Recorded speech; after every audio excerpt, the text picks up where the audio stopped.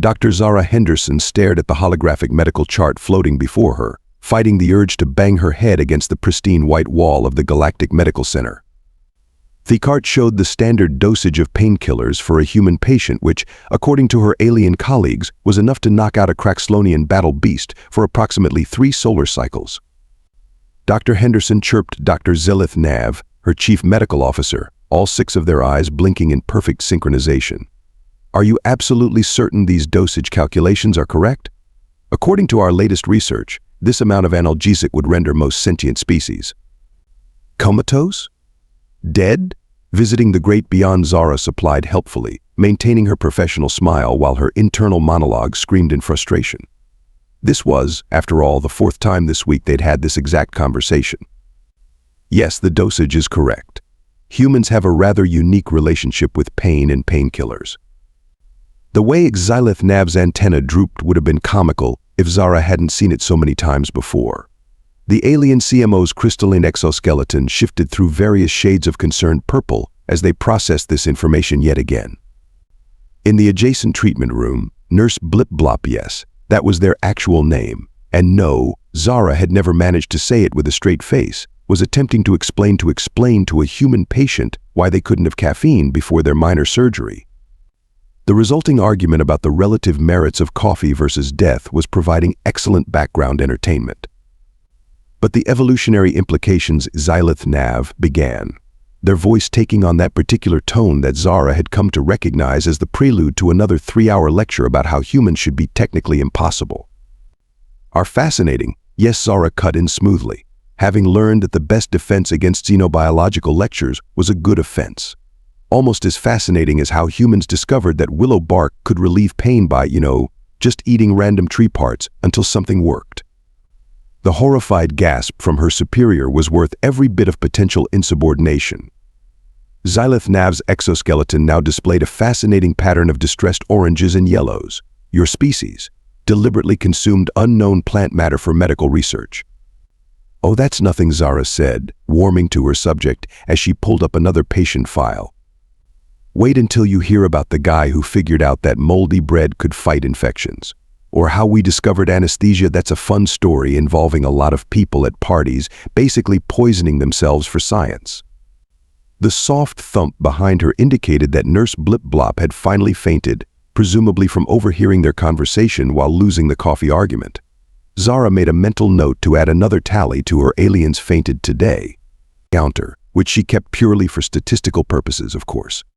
As she turned to help her collapsed colleague, Zara's comm unit chirped with an incoming emergency alert. A grin spread across her face as she read the details. A human construction worker had just arrived with what the alien triage nurse had labeled as catastrophic injuries, but was apparently asking if he could walk it off. Just another day at the office, really. The emergency department's doors whooshed open with their usual dramatic flair, admitting a stretcher surrounded by a cluster of panicking alien medical staff. On the stretcher lay Marcus Chen, looking remarkably unbothered for someone with a durasteel beam protruding from his shoulder. "Hey Doc," Marcus called out, waving his good arm cheerfully. "Bit of a workplace mishap. You wouldn't believe how hard it is to convince these folks I can walk." Zara quickly assessed the situation, noting that the beam had missed all major arteries, though trying to explain the concept of lucky to her alien colleagues in this context would probably result in mass hysterics. "Mr. Chen, while I appreciate your commitment to mobility, perhaps we could avoid traumatizing our interstellar friends further." She gestured to Nurse Blip Blop, who had only recently recovered from their earlier fainting spell and was now turning an interesting shade of translucent. "Status report," she asked the emergency response team, whose tentacles were twisted into what she recognized as the alien equivalent of nervous hand-wringing. "The human sustained massive trauma approximately 47 minutes ago," the lead paramedic, Teziz Tick, managed to squeak out. "When we arrived, he was." "I was filling out the incident report," Marcus supplied helpfully. "Safety first, OSHA's gotten really strict since we started working on other planets." Dr. Xylith Nav, who had followed Zara into the emergency bay, made a sound like a malfunctioning air filter. "You were completing administrative tasks while impaled." "Well, yeah.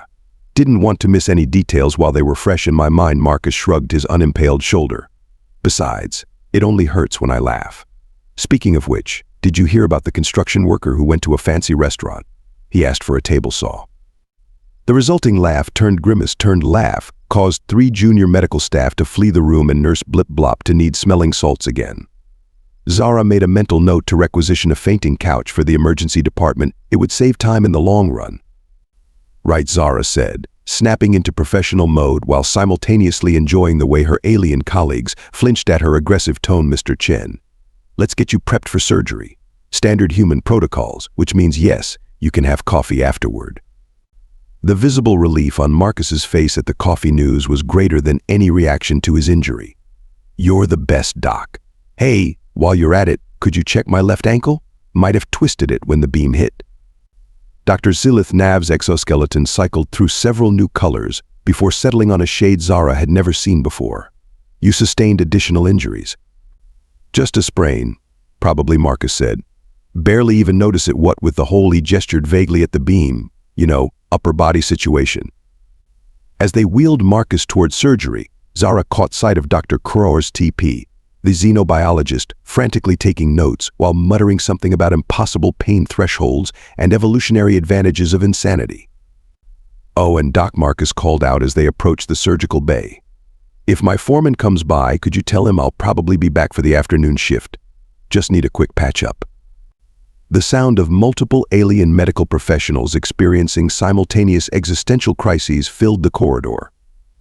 Zara added several more tallies to her fainting counter and wondered if it was too early in her shift for a headache tablet. Not that she needed it, but sometimes it was fun to pop one in front of the aliens just to watch their reactions to the lethal dose. Surgery prep would have to wait until she revived enough staff to assist. At least Marcus seemed content to wait, having pulled out his tablet to continue his incident report one-handed while humming what sounded suspiciously like Another One Bites the Dust. Attention, please. Esteemed colleagues, Dr. Zilith Nav's voice echoed through the medical center's primary lecture hall. Following today's incident, we've convened this emergency session to address the concerning matter of human medical practices. Dr. Henderson has agreed to enlighten us. Agreed was a generous term, Zara thought as she stood at the podium, facing hundreds of alien medical professionals, cornered in the break room and emotionally blackmailed with the threat of more fainting episodes would be more accurate.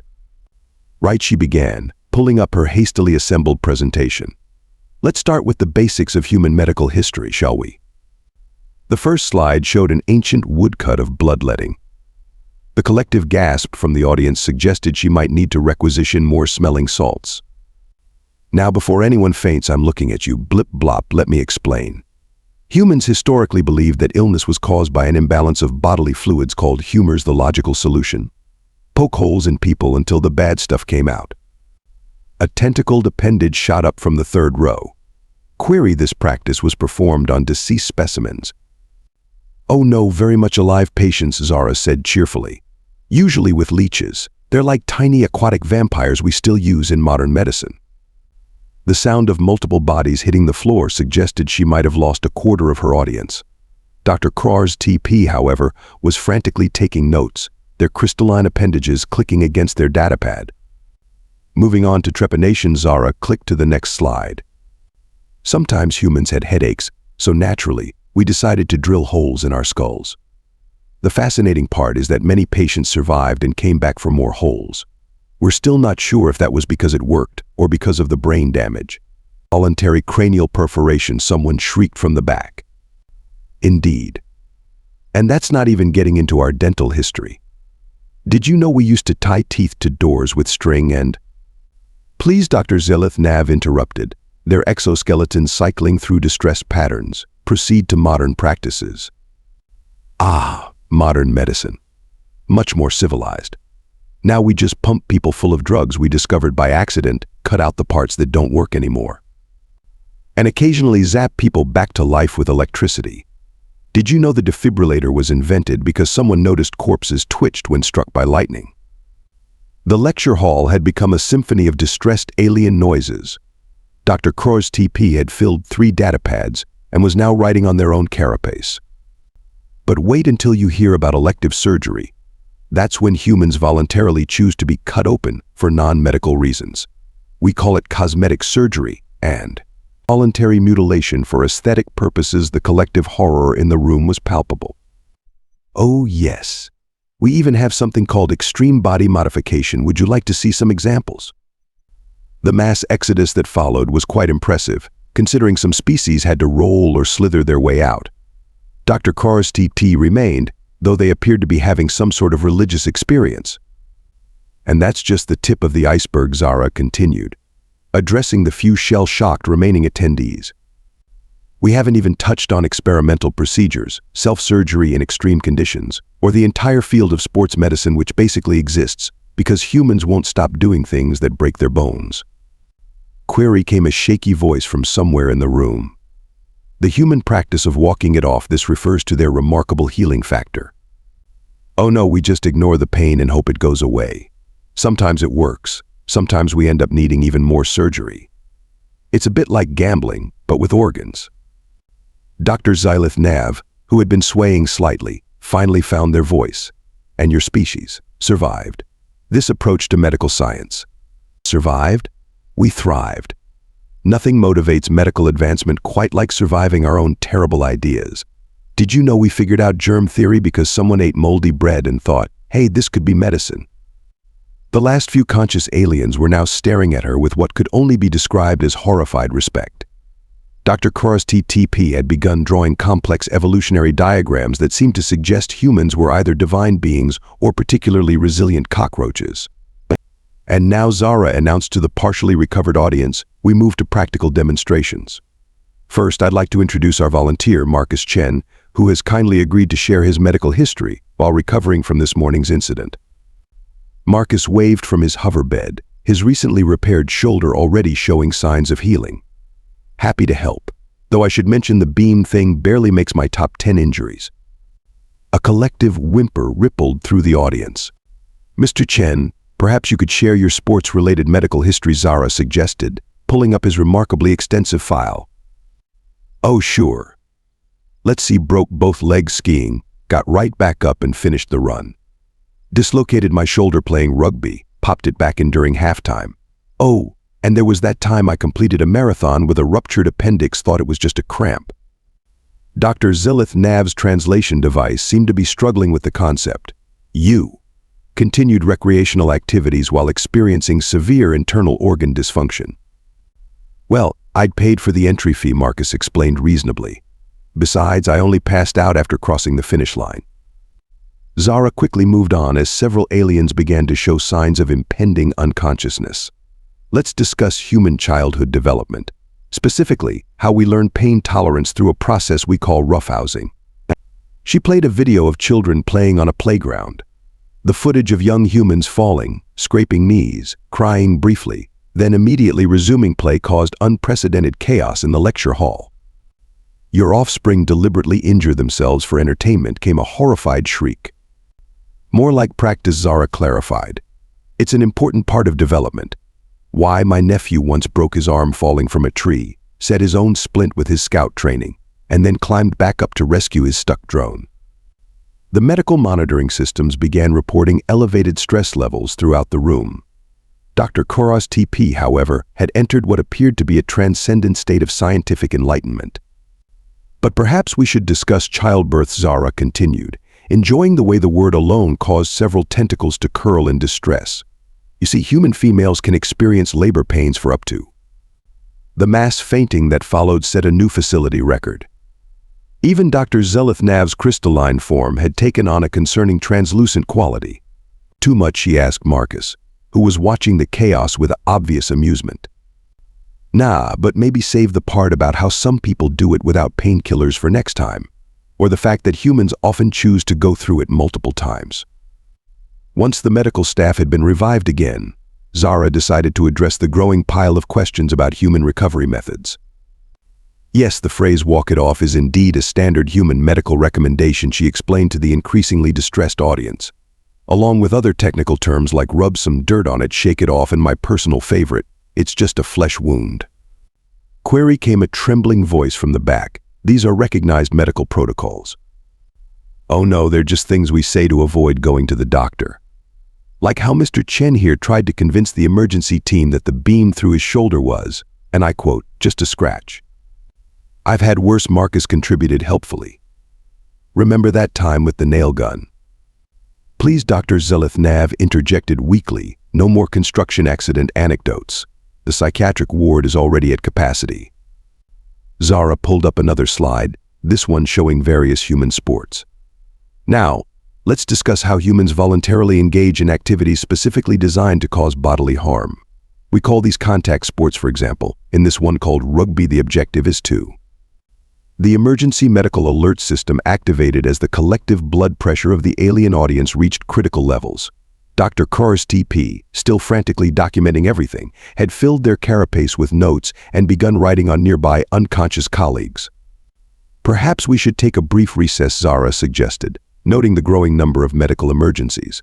"Though I should mention that humans typically only take breaks when we've lost consciousness or a limb, and even then, we usually try to argue our way back into the game." The sound of multiple alien species reaching their psychological breaking point echoed through the medical center. In the resulting chaos, Marcus had begun explaining the concept of playing through the pain to a group of horrified nursing students, complete with demonstrations of various sports injuries he had walked off. Members of the Galactic Medical Board, Dr. Zelith-Nav, addressed the emergency session, their voice modulator quivering. "We must address the human recreational activities." Zara stood before the board, surrounded by holographic displays showing various extreme sports. The current image depicted someone wingsuit flying between mountains.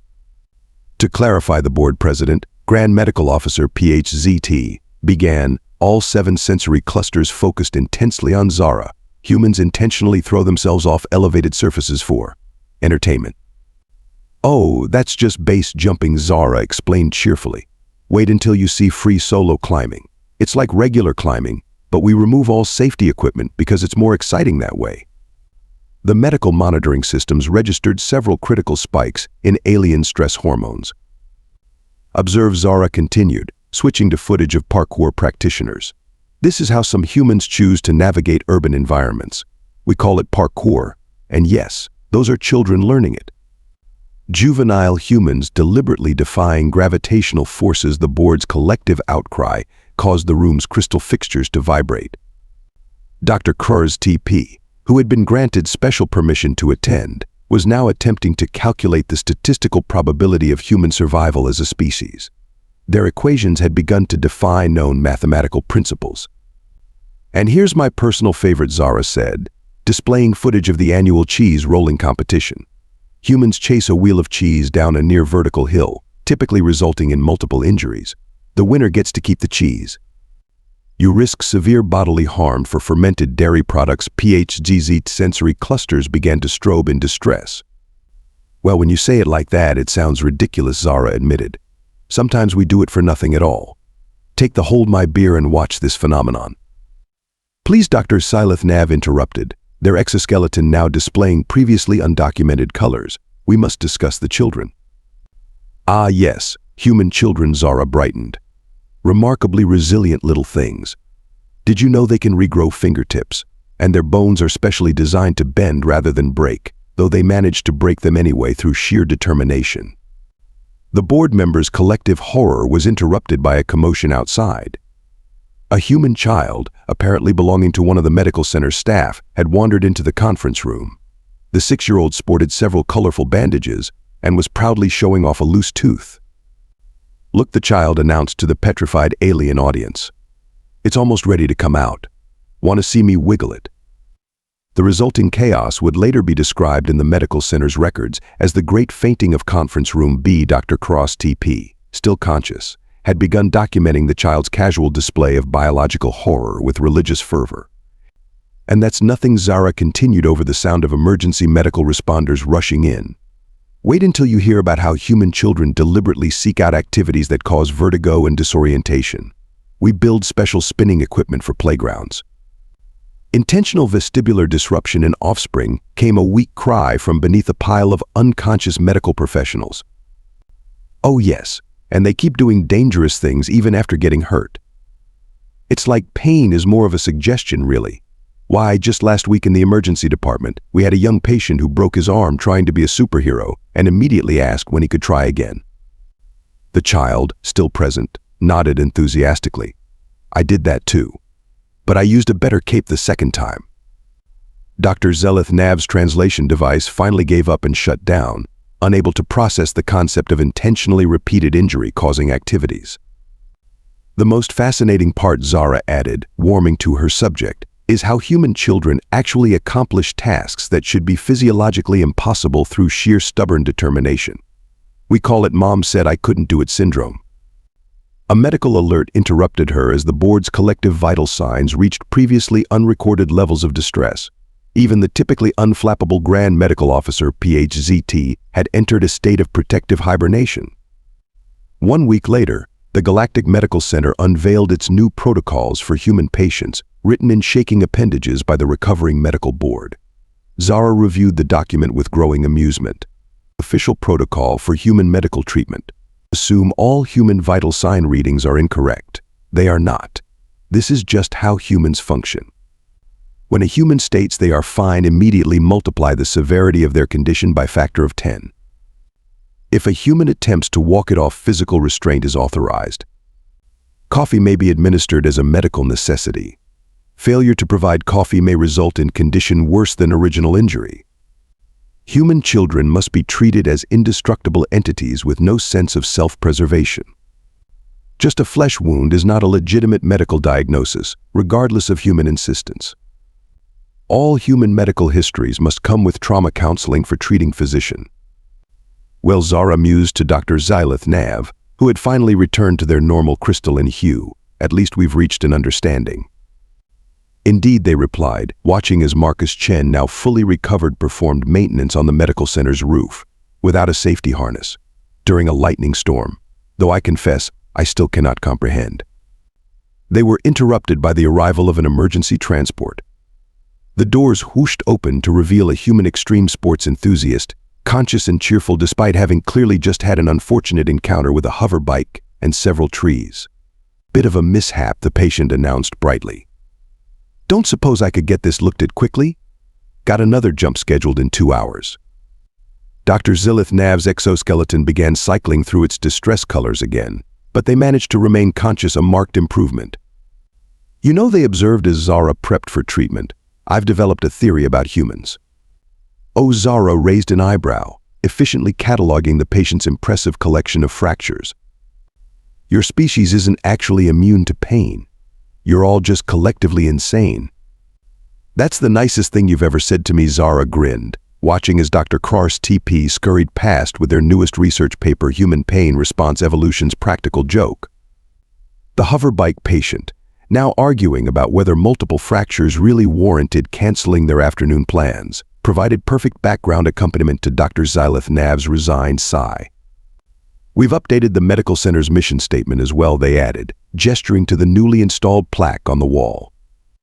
The Galactic Medical Center, where every species is treated with dignity, respect, and the acceptance that humans will do whatever they want anyway. It has a certain ring to it, Zara nodded approvingly, though you might want to add something about keeping the coffee machines well maintained. For medical purposes, of course.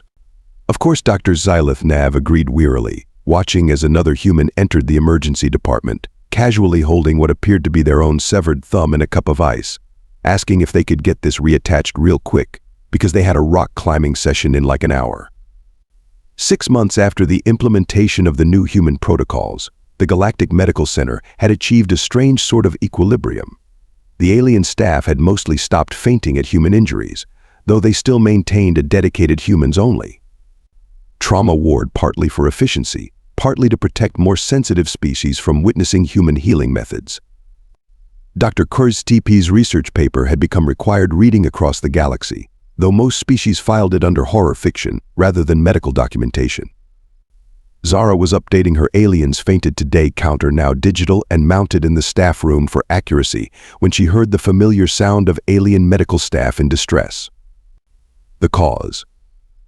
A human child with a scraped knee, cheerfully explaining to the horrified emergency team how they got injured doing a backflip off the jungle gym, and no, they didn't need any painkillers, but could they have a lollipop because those made everything better? As Dr. Zeleth Nav's exoskeleton cycled through its rainbow of distress colors, Zara couldn't help but smile. Some things would never change, and honestly, watching aliens try to comprehend human pain tolerance never got old. Besides, she'd just ordered a new fainting couch for the pediatric ward. After all, next week was youth sports season. Of course, Dr. Silith Nav agreed wearily, watching as another human entered the emergency department, casually holding what appeared to be their own severed thumb in a cup of ice, asking if they could get this reattached real quick because they had a rock climbing session in like an hour. 6 months after the implementation of the new human protocols, the Galactic Medical Center had achieved a strange sort of equilibrium. The alien staff had mostly stopped fainting at human injuries, though they still maintained a dedicated humans-only trauma ward, partly for efficiency, partly to protect more sensitive species from witnessing human healing methods. Dr. Krar's TP's research paper had become required reading across the galaxy, though most species filed it under horror fiction rather than medical documentation. Zara was updating her aliens fainted today counter, now digital and mounted in the staff room for accuracy, when she heard the familiar sound of alien medical staff in distress. The cause?